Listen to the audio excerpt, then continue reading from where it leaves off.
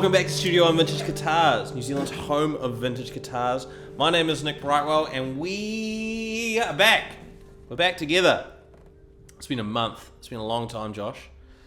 Terry, why are you ignoring me? Come over here. We've got our new mascot. Well, an old mascot, but a new mascot. He might come in. No, he'll come over eventually. Little Terry Wynn. Beautiful little dog. Here today we have a D-41. A brand new one. This is our third one we've had in store, and it is very impressive. I have recently played a few of these over in Nashville. I've played two of them at Growing Guitars. We've had two here, and I played one that was belonging to a good friend. Very impressed with these guitars. The first thing I have to say is lightweight. They are much lighter, or I wouldn't say much lighter, but they're lighter than the D28s, the HD28s. A similar weight to a Johnny Cash D-35. So that means lightweight means with just a little bit more resonance. We have a nice kind of low setup here. Really great all-round guitar, but I just thought I'd start off with some flat picking, keep you cats happy. So we'll just go over the features of a D-41. So first of all, we're in the 40 series category. Just a brief on Martin World, we have the first letter. It gives you an idea of what body style it is, and then the number tells you kind of what grade. So a 15 is a mahogany, and then once you're into the 20s, you're kind of into the Rosewoods. And then the 40 series is basically the highest grade of Martins. So that means they spend a bit more time picking out the wood. They have a very special stock of wood. They also put pearl in the top. In the 41 series, what we have is we have pearl around the top and around the sound hole, but it doesn't come down around the neck. And we have kind of ivory binding up the side of the neck and around the headstock. So to go over the specs exactly on this instrument, we have a Sitka spruce top. We have an ebony bridge with pearl power inlay plastic pins. We have a bone, saddle, and nut. The neck profile is a modern low profile at 25.4 scale length, so it's a long scale. We have on the fretboard, we have PowerShell inlay, or abalone inlay, that, as you call it in America, but they're the smaller diamonds. And we have a tortoiseshell pickguard, rosewood back and sides with a beautiful zipper down the middle, ivory binding all around and on the heel cap and the neck. And we have open back Grover style tuners that are gold. So very nice guitar. We're starting to get into the higher appointments. As I said, the 40 series gets a little bit more attention from Martins. So these get built by the guys that are in the custom shop. So it's built to a higher grade, or the more experienced builders. This instrument, just out of the box, this is brand new. We have the new kind of Kovar brand Martin strings, so the nickel strings. Very nice sound, kind of gives you a more neutral tone. You don't get the added kind of brightness that you get from a phosphor bronze, but really resonant, beautiful sounding.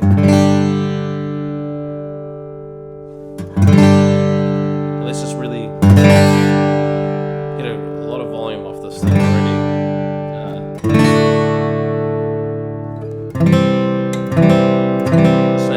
Mid-range. Okay, let's do a little bit of dock for you.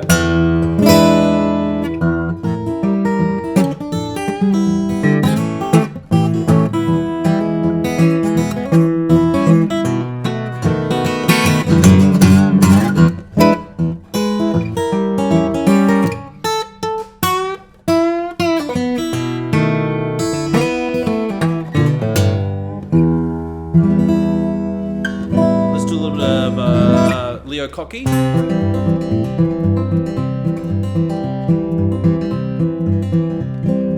Terry.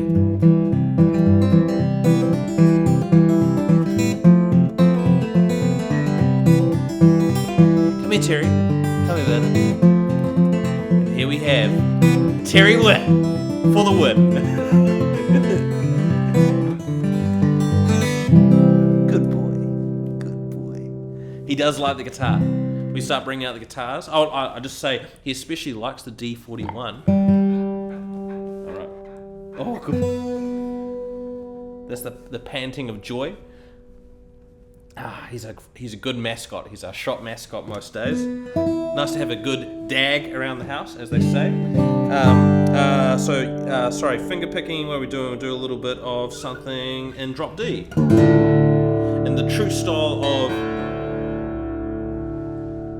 Stephen Stills, Dreadnought guitar, a little bit treetop fly.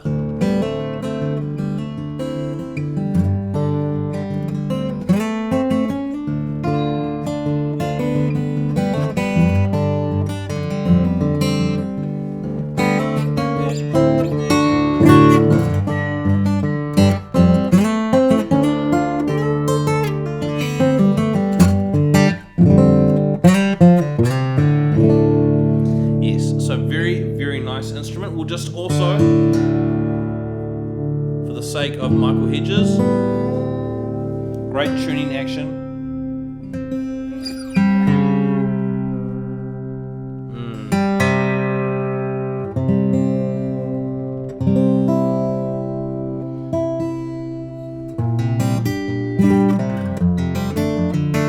This is kind of a, I haven't played one of these D-41s with the new Cova nickel strings on.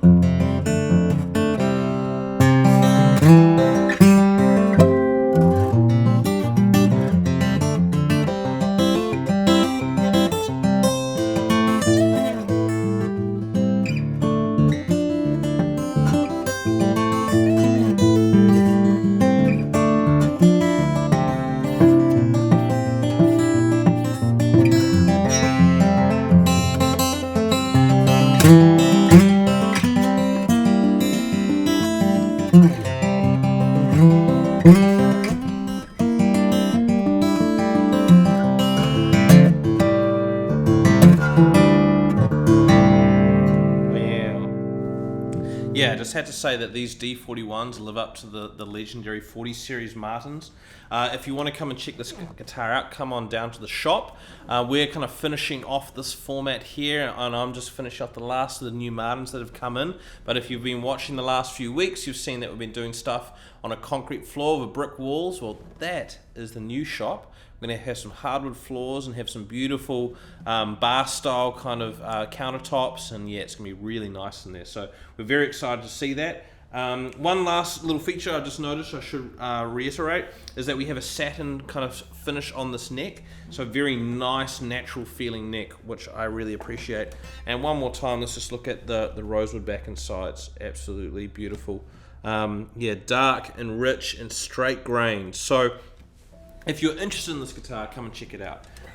So I'm going to just finish off my stories about being in Nashville. I've been away in Nashville the last month, and yeah, lots of cool things happened there. I had a chance to catch up with Ringo, or also known as Richard Starkey. Not the Ringo, but in the guitar world, Ringo is Richard Starkey.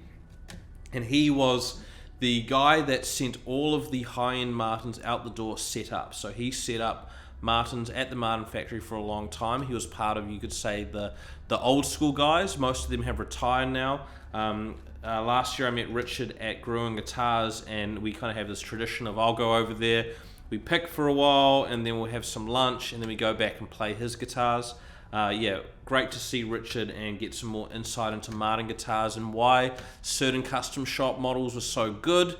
Also why certain kind of limited ranges were very desirable in certain numbers. Just basically finding out who were the best builders at Martin during that period of time and what instruments they played. So very interesting to find that kind of stuff out. And just started getting into the flat picking stuff with Richard. He's a great player, and he was kind of just the idea is you just sit down and he'd start playing some basic bluegrass stuff and some tunes, and I kind of play along and just start to figure them out by ear and learn along with him. Haven't had that opportunity, so it was great to get started on that. And the rest of it was I ended up filming a bunch of videos, so I'll be posting them shortly on my own channel. And yeah, just kind of getting a better feel for Martins. It's been a year that we've been doing this, and I feel like I've learnt a lot in the last year.